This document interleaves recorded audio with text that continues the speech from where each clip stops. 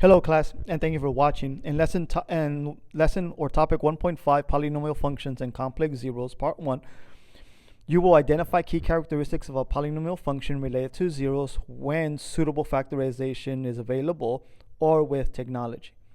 Let's begin by defining what a zero is of a polynomial function. Given a polynomial function p of x, p of c is equal to 0. If p of c is equal to 0, then c is a zero or a root. We call that a zero or a root of the polynomial function. So what that means is that there is a specific value, again labeled as c, that when I plug it in and replace it for x, the operations performed on the polynomial function is going to make the answer, the y value, equal to 0. Now, if c is a complex number, then x minus c is going to be the linear factorization of p if and only if c is a zero of p. In other words, meaning that if we see if this value of c is a zero, a root, a number that makes the equation equal to 0, then x minus c is going to be a factor, and vice versa. If x minus c is a linear factor of p, then this value of c, the opposite of whatever this number is going to be the value that makes the polynomial, again, equal to 0. So that's what this if and only if. It means it's biconditional. That if this is true, then this is going to be true, and vice versa. That if this is true, then this is going to be true as well. So for example, let's look at this polynomial function that we have here. For this polynomial function, we can see that the, no pun intended, that the function crosses the x values at these locations. These are the zeros, okay? So let me just say that our zeros are basically just our x-intercepts. When is the function crossing the x-intercept? And in this situation, our x-intercepts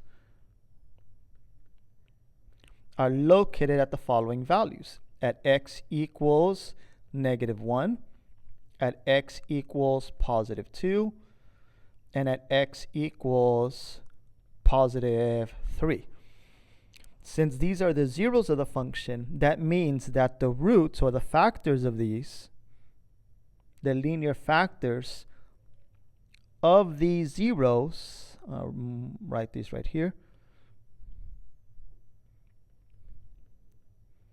the linear factors that creates this function, we'll call this function q of x. The function q of x is going to equal to x minus this 0 of -1. So x minus -1 is +1, x minus a +2, and x minus +3. So these would be the linear factors of this function q, with the zeros of -1, +2, and 3. So that's what it means, that if c is a zero of a function p, again an x-intercept, then we can write that 0 as a linear function, and vice versa. If we know that these are going to be linear functions, like right here we have a polynomial function written in its linear form, so x minus 2 and x plus 3 are the linear factors, then that means that our zeros, our x-intercepts, are going to be x is going to equal to +2 and x equals to -3.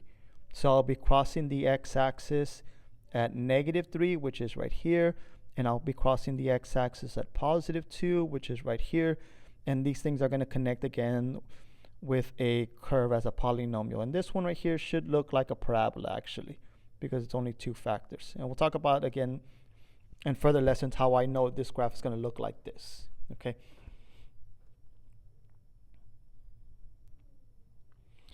Now, let's talk about the degree. Now, in order to determine the degree of a polynomial, when we're looking at these factors, is that we're simply going to add up all the linear factors that we have. Now, in the previous lesson, we talked about the degree of a polynomial by looking at the highest exponent. Well, in this particular example, because we have a linear factor, we don't have it in the polynomial form, we have it as a linear factor, the product of the linear factors, the way we determine the degree of the polynomial is by simply adding up all the linear factors. So here I have the linear factor of x minus 2, and I have the linear factor of x plus 3. So that's 2 linear factors. So the degree of this polynomial will be 2. So meaning that the highest exponent, when I multiply all of this out together, is going to be 2. So think about this on the previous example, on this example right here. Well, what would be the degree of q here? What would be the degree of this function here? Since we have 3 zeros, this right here would have to have a degree of 3, because there's 3 linear factors. There's an x plus 1, an x minus 2, and an x minus 3. So that's a total of 3 linear factors. So the degree of q will equal to 3. So this is how we determine, again, the degree of polynomials when it's in a factored form. So for example, on example 1 for a, b, and c, we want to find the roots. Again, the x-intercepts the zeros, and determine what the degree of this polynomial is. Well, let's start with the degree first, okay? To determine the degree, I have to see how many linear factors I have. Well, I'm gonna highlight them. In yellow, I have an x, okay? And in blue, I have an x plus 1, and in red, I have an x minus 4. So you would think that there would be 3 of them. But if you pay close attention to the exponent, x to the third power is a total of 3 of them. We have 3x to the, we have a total of x to the third power. So that means x times x times x. So that's 3 factors. And it's a linear factor in this situation is because we're not adding or subtracting. X to the third power means that we're adding, subtracting 0. So x minus 0 is the same thing as just x. So in this example here, x to the third power, like I mentioned, is just x minus 0. So that's a linear factor. And because it has an exponent of 3, that means that there's 3 of them. This x plus 1 has an exponent of 1. So there's only one x plus 1. And the x minus 4 is raised to the second power. So that means that there's a total of 2x minus 4.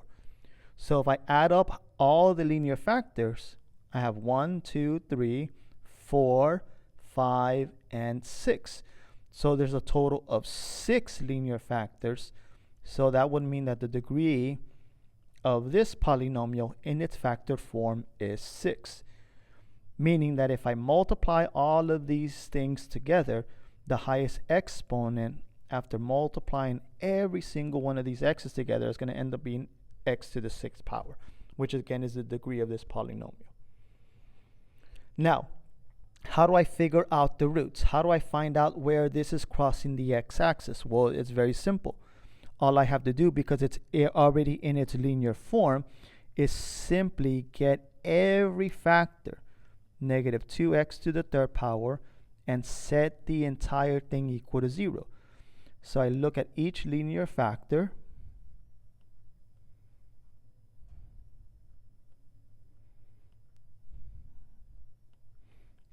and set them equal to 0. So I'm going to end up with negative 2x to the third power, set that equal to 0, and solve the equation for x. So I divide both sides by negative 2, and x to the third power is equal to 0. I take the cube root of that, and x will equal to 0. So that's one of my roots. To find out the root for x plus 1 equal to 0, again, I'm going to simply solve this equation. So I'm going to subtract 1 from both sides. 0 minus 1 is negative 1. So this is my second root. And to find out what x minus 4 to the second power is equal to 0, remember, this simply means I have 2 of them, x minus 4 and an x minus 4. They're identical. So finding out what makes one of them equal to 0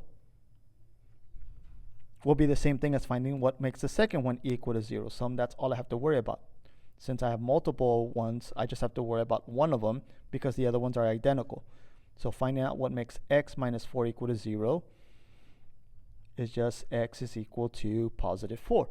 And those are going to be, again, my roots. So this is where I'm going to cross the x-axis. I'm going to cross the x-axis at 0, at -1, and at 4. Now, going back to this.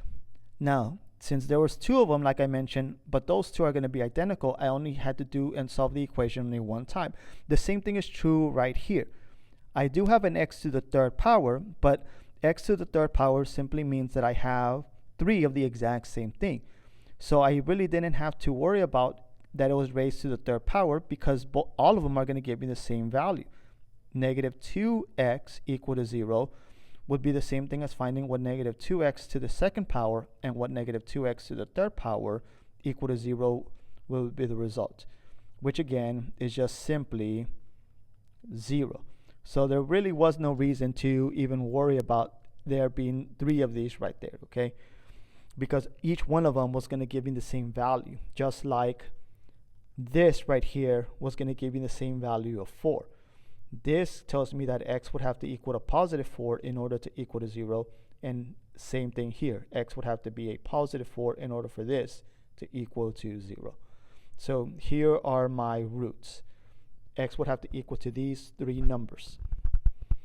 So for this second example, let's factor this a little bit more so we could have linear factors. Now, this is not a linear factor because it's x to the 2nd power. We want the value of x to be a power of 1.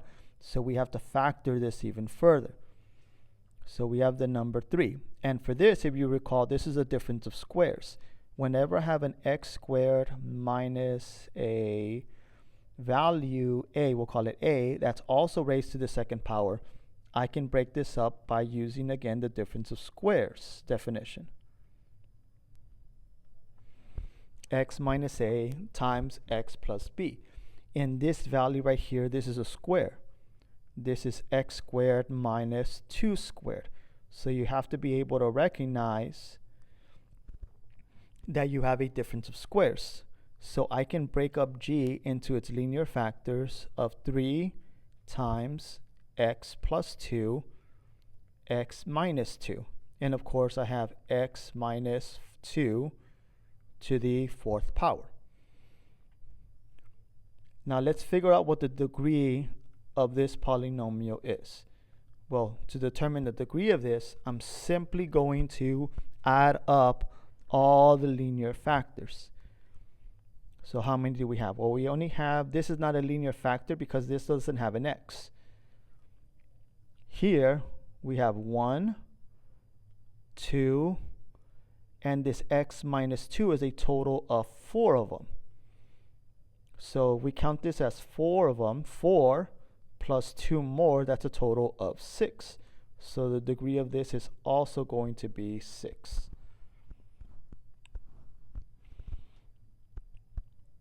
Now that I have all the linear factors, I can now figure out what the roots are, what are my zeros. Well, to find out what my zeros are, I'm simply going to get each linear factor and set it equal to 0. So I'm going to get x plus 2 equal to 0 and x minus 2 equal to 0. I'm not going to do it a second time because this factors, x minus 2, I have 4 of those. That matches to this one right here, x minus 2. So there's no reason to do it again a second time because whatever makes this equal to 0 will be the same number as this since these two factors are identical. So x equals to a positive 2, and in order to make the second factor x minus 2 equal to 0, that means x would have to equal, this would have to be a negative 2. Negative 2 plus a positive 2 equals to 0. Negative 2 plus a positive 2 is equal to 0. And in order to make x minus 2 equal to 0, that would mean that x would have to equal to a positive 2. So these are my zeros. All right. Now let's look at this next one. This next one, we cannot identify again the degree until we have the linear factor since we're multiplying two polynomials. What I'm referring to is that this right here, this polynomial has a degree of 3, and this polynomial has a degree of 2. So since we're multiplying well, this is not one whole polynomial, okay? So what we're going to do is that we're going to write the factorization of each one of them and then simply add up and count how many linear factors I have. Let's start with this first one here that I'm going to highlight in blue, and then we'll do the red one. So for the blue one, in order to factor the blue one, notice that they all have a common factor of x, x, x, and x. So let's start by factoring out the x out of each term. So if I take an x out of every term, that's going to give me x squared minus x minus 6.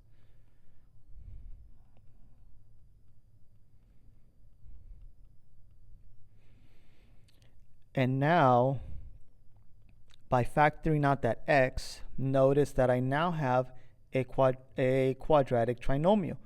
And my quadratic, x to the second power, trinomial, 3 terms, can be factored into linear pairs. So I can factor this into the product of x times x, because x times x is equal to x to the second power. And I'll now factor the constant of 6. Now the factors of 6 are several of them, but I know that the larger factor of 6 has to be negative, so I'm going to put a negative sign right here. And the smaller factor of 6 has to be positive, since a negative times a negative is positive. So that would mean that the smaller factor would have to be a positive value. Now, if we look at the factors of 6, of all the numbers that give me 6, that multiply to give me 6, 1 times 6, 2 times 3, the set that I'm going to use is going to be the set where the larger number of negative 3 adds up to the positive value of 2 to equal to this middle number of negative 1. So here, the set that I'm going to use is going to be 2 and 3 and not 1 and 6. So 3 is bigger, so that goes there. 2 goes there. And just to double check so you make sure you understand, negative 3 times a positive 2 is negative 6. But when I add negative 3 with a positive 2, that also matches up to the middle value right there of 1. And that's how I know that this has to be the correct factors of 6 that I have to use instead of this set for the factors of 6. Similarly, I'm going to do the same thing with the red polynomial. Let me color my red and break this up into its linear factors. So we split up the x into x squared into x times x. And we're looking for the factors of 12. Well, the larger factor of 12 has to be negative, since the middle number is negative. And the smaller factor of 12 has to be negative as well, since a negative times a positive is negative. So that means that this one would also have to be negative. Now the factors of 12, your factors of 12 are 1 times 12, 2 times 6, 3 times 4. Those are the sets that multiply to give you 12, okay? 1 times 12, 2 times 6, and 3 times 4. Now the one that we're going to use is going to be the set where both numbers are negative and they add up to negative 7. Well, it can't be 1 and 12, because a negative 12 plus a negative 1 is equal to negative 13.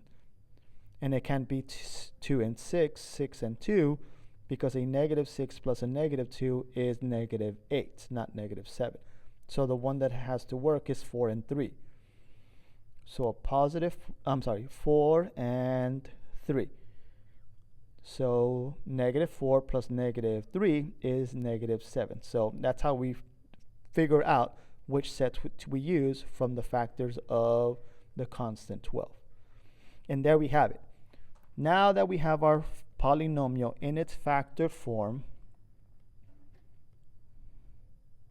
let me write this as y equals. Let's see what the degree of this thing is. So the degree in its factored form is simply adding up all the linear factors. Now this one does count because it actually has an x, so this is again x minus 0, so that counts as a factor. The previous problem didn't count because this is just the number 3. 3 can equal to 0, so that is not a factor. So here we have 1 factor, 2, 3, 4, 5 total factors. So the degree of this thing is going to be 5. Now let's figure out what are the zeros, okay? Let me move this over a little bit. So the degree of this thing is 5. Now to figure out the zeros, I simply get each factor, x equal to 0, x minus 3 equal to 0, x plus 2 equal to 0, and x minus 4 and equal that to 0.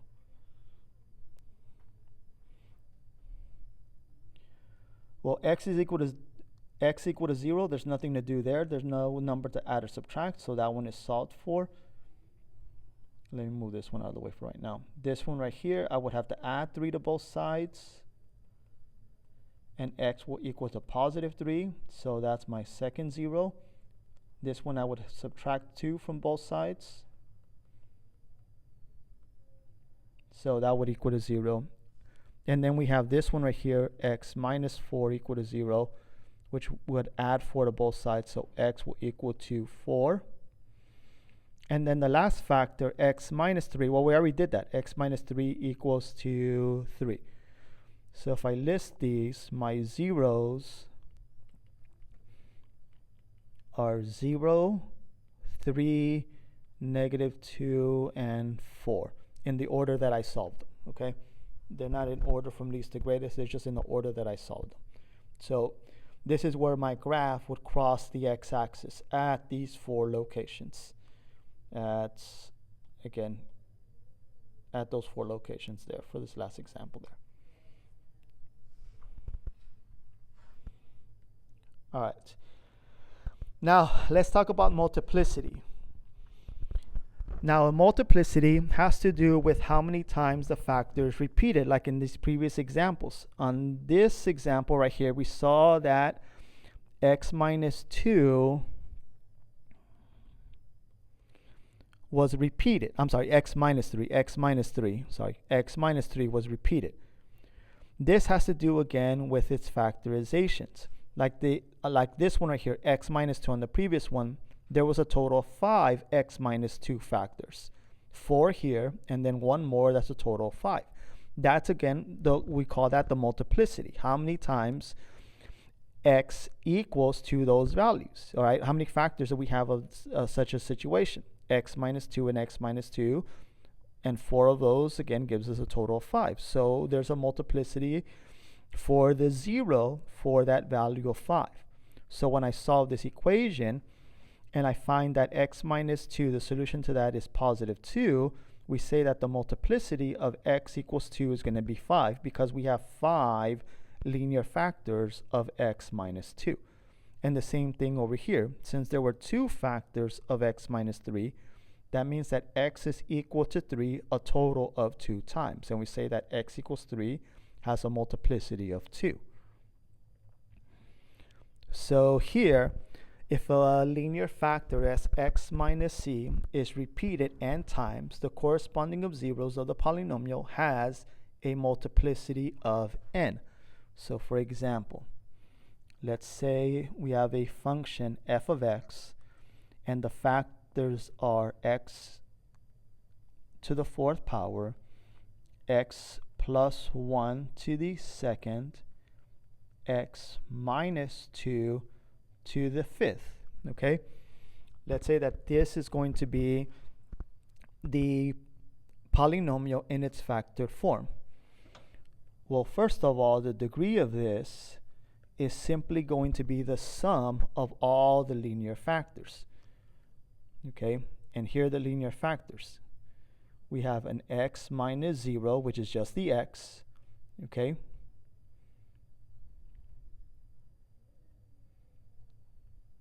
And we're going to see what that makes it equal to 0. We have an x plus 1. I'm going to write them right here. X is equal to 0. We have an x plus 1. We want to see what makes that equal to 0. And then we have an x minus 2, and we want to see what that makes it equal to 0. Well, just to review, how do we get the degree of this? Well, the degree is determined again by looking at each linear factor and adding them all up together. Right here we would see that it would only be 3, but because of the degrees of each factor, that means that there's a total of 4 times that x is going to equal to 0. There's going to be a total of 2 times that x plus 1 is going to equal to 0. And there's going to be a total of 5 times that x minus 2 is going to equal to 0. So if I add those up, if I add up all the linear factors, this adds up to a total of 11. So the degree of this polynomial will be degree 11. And to figure out the zeros, we're simply going to solve each factor equal to 0. Well, the first one, we're not adding anything, so the answer is just 0. So x is equal to 0. But since we had 4 of those factors, that means that x is equal to 0 a total of 4 times. So we say that the multiplicity is 4. X plus 1 is equal to 0 means that x equals to negative 1. So x equals negative 1 is another 0. And since there were 2 of those factors, since x plus 1 was, well, there were 2 of those, that means that the multiplicity is going to be 2. Meaning that the graph, the equation equals to negative 1 a total of 2 times. And for this last example, x plus 2 is equal to 0 means that x equals to positive 2. And since x minus 2 was raised to the 5th power, that means that x equals to 2 a total of 5 times. So it has a multiplicity of 5.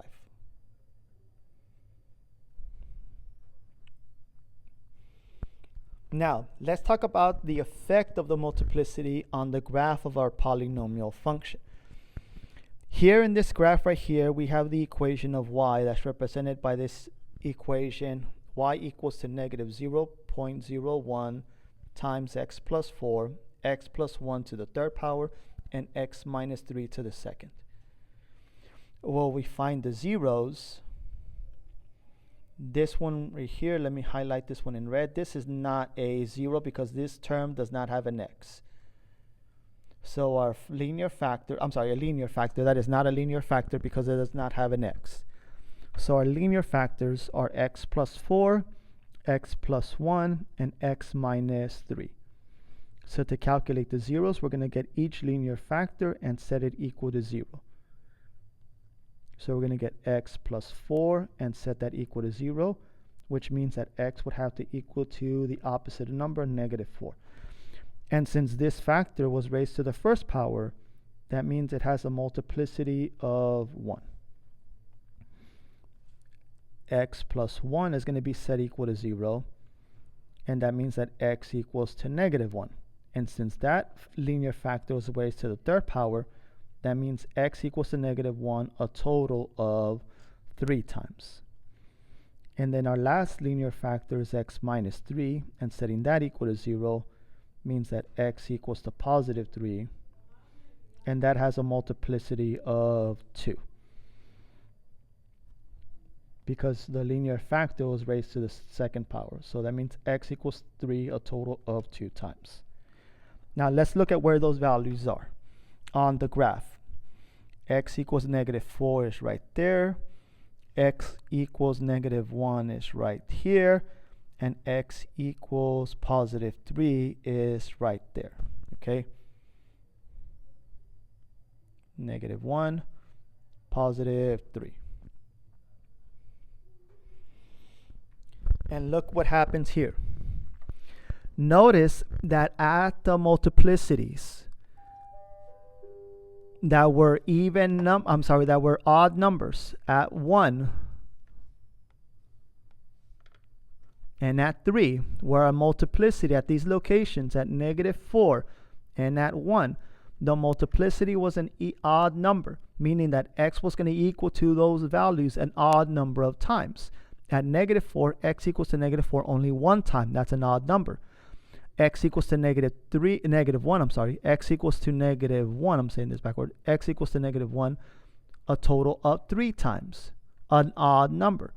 In those situations where our multiplicity was an odd number, the graph actually intersects and moves from below the graph to above the graph, and vice versa. At -1, we moved from above the graph, above the x-axis to below the x-axis. I meant x-axis. I said graph earlier. I meant x-axis. So let me restate this. At these locations of -4 and -1, where the multiplicity was an odd number, the graph moved and actually intersected the x-axis and moved from below to above, and because it was above, it moved below the x-axis at those locations. But look at the one place where the multiplicity was an even number. At these places, which is at 3, at this place where the multiplicity was an even number, the graph didn't actually cross and move from below to above. It stayed tangent. It just simply touched the x-axis and stayed, in this situation, below the x-axis. And that's the thing I want you to pick up on, that whenever our multiplicity is an even number, the graph of a polynomial will always be tangent to the x-axis at any 0 with an even multiplicity every single time. So what that means is that the graph is going to stay at that location, that if the graph is below the x-axis and we're getting at a 0 with an even multiplicity, it's simply going to touch and stay below the x-axis, and vice versa. If this graph was above this 0 and we touch this 0 with an even multiplicity, then it's going to stay above the x-axis. So let's look at this example and let's see, and let's state the multiplicity. For each of the following functions, let's find all real zeros and state the multiplicity. So let's practice again how to factor this. So for this example right here, to figure out the zeros, notice that we have a degree of 3. Since this is already in its polynomial form, the largest exponent is 3, so this has a degree of 3. So we'll start by, notice that every single term has an x. So we'll start by factoring out the x.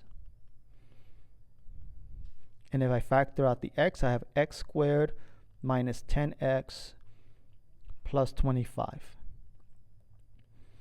Now let's factor the trinomial, quadratic trinomial.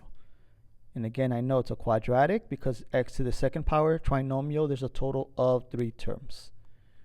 So we're going to factor this into its linear factors of x and x.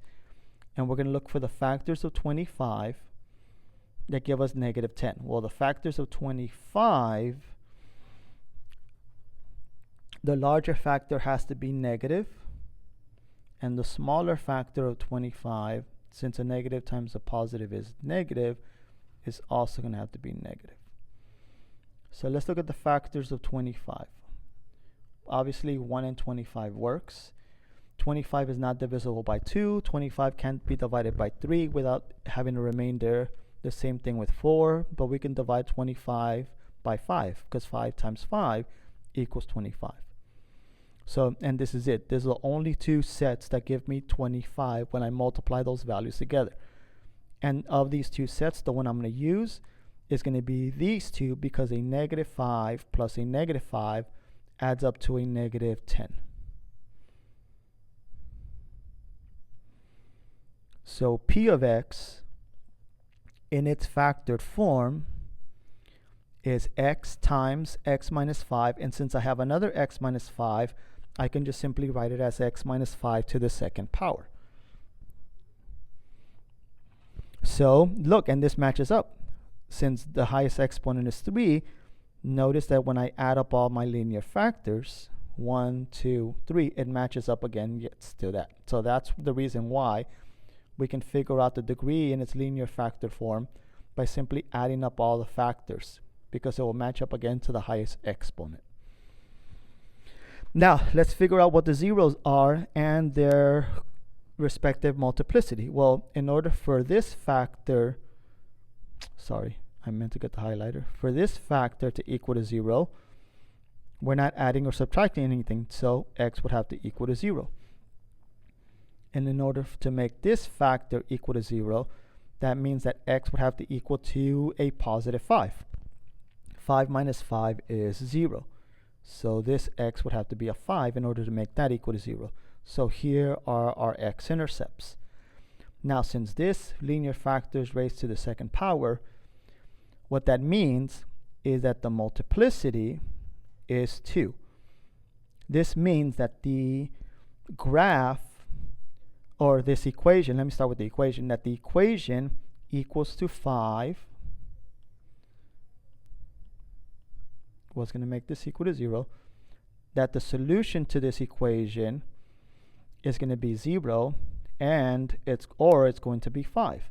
But if it equals to 5, it means it equals to 5 a total of 2 times. That's what the multiplicity is. And because the multiplicity is 2, that means that the graph is tangent. The graph of P is tangent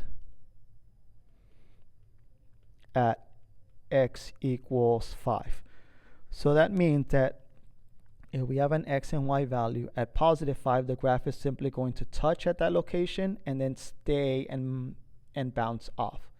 Or it could possibly be the other way around. It could be up here. We're going to go to 5, touch 5, and then just bounce off. So it's going to be tangent at that location. Now let's look at the next example. Okay, here we have y. So let's start by factoring again the following. So let me highlight this in blue. In order to factor this, because it's a difference of squares, this is y squared minus 3 squared. You have to be able to recognize that you're subtracting 2 squares. So x squared minus 3 squared. And then you have x squared plus 8x plus 15. Well, to factor, I keep messing up. I keep trying to get the highlighter. Here we go. So to factor that, and I'll use a blue pen, this is a difference of squares, so it's going to be x plus 3, x minus 3. And to factor this, well, we use again our normal factoring technique for a quadratic trinomial. We break it up into 2 linear factors. So x is split up to x squared is split up to x and x, and we're going to split up 15 into 1 times 15 and 3 times 5. And the larger factor of 15 has to be positive, since this number right here is positive, and the smaller factor of 15 also has to be positive, since a positive times a positive is positive. So this will also be positive. Now, which one are we going to use? Well, we need to use the 2 numbers, since they're both positive, that add up to 8. So that would have to be 3 and 5. So 5 goes here and 3 goes there. So if I combine these, notice that, and I'm going to highlight them in yellow, there are a total of 2 x plus 3's. So I have an x plus 3 to the second power. I only have 1 x minus 3 and only 1 x plus 5. So if I add all of these up, that means that the degree of this is a total of 4. These 2, which are these right here, and then x plus 3 and x plus 3, so a total of 4. So 2 plus 1 is 4. Again, but I need to make sure that all of these are linear factors in order to determine, again, how many we have in order to determine the degree. If I do not have linear factors where the largest exponent is just a 1, then I need to do that before I determine, again, what the degree of this thing is going to be. So here's our degree. So what are the zeros? So let's now list the zeros. So my zeros are going to be -3, because in order for this to equal to 0, this has to be the opposite. So a -3, in order for this to equal to 0, it has to be the opposite of subtracting 3, so that's +3. And in order to make this equal to 0, it has to be, it has to be the opposite, so -5. So those are my zeros. Now what are my multiplicities? Well, you might want to erase this. X equals to -3, x equals to 3, and x equals to -5. Our multiplicity at -3 is 2. The multiplicity at +3 is 1. And the multiplicity at -5 is also 1.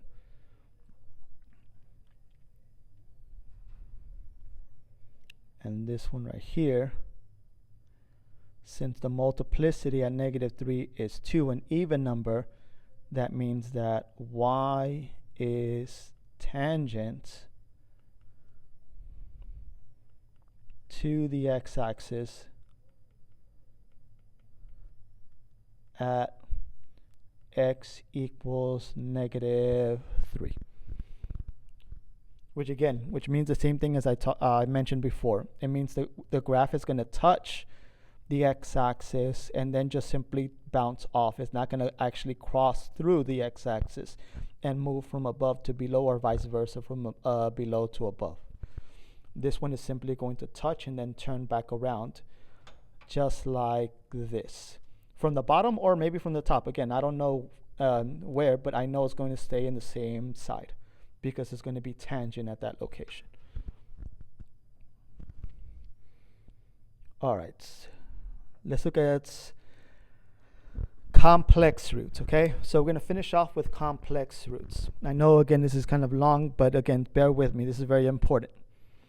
Now, complex roots, some polynomials have roots that contain complex numbers.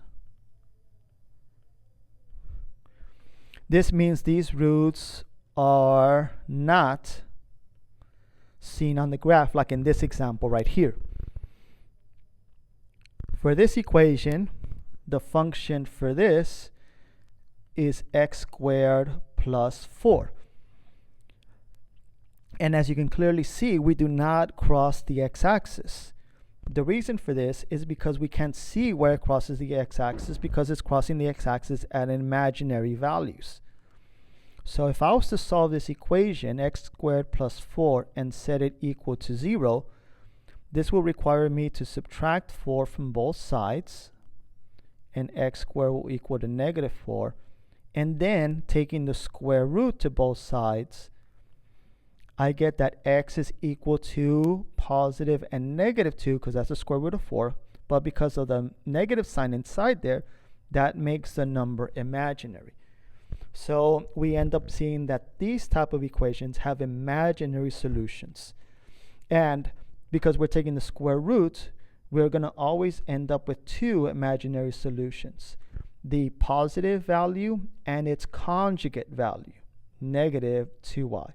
So the imaginary parts to a complex solution is always going to come in those pairs, in conjugate pairs. Therefore, all imaginary roots come in pairs.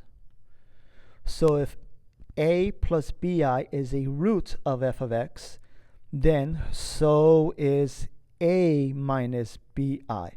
That is also going to be a root. And like the title says right here, we refer to these as conjugate pairs.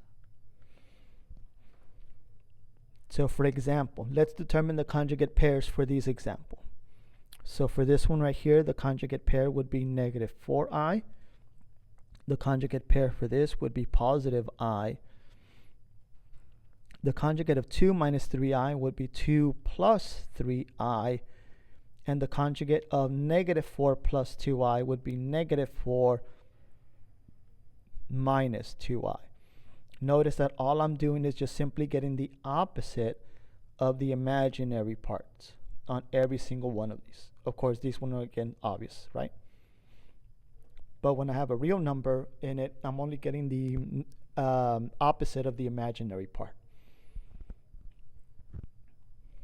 Now, this boils down, and because of this, because we have these values that always comes in these pairs, this builds up onto the last part of today's notes, which is the fundamental theorem of algebra. A polynomial of degree n has exactly n complex zeros when counting multiplicities.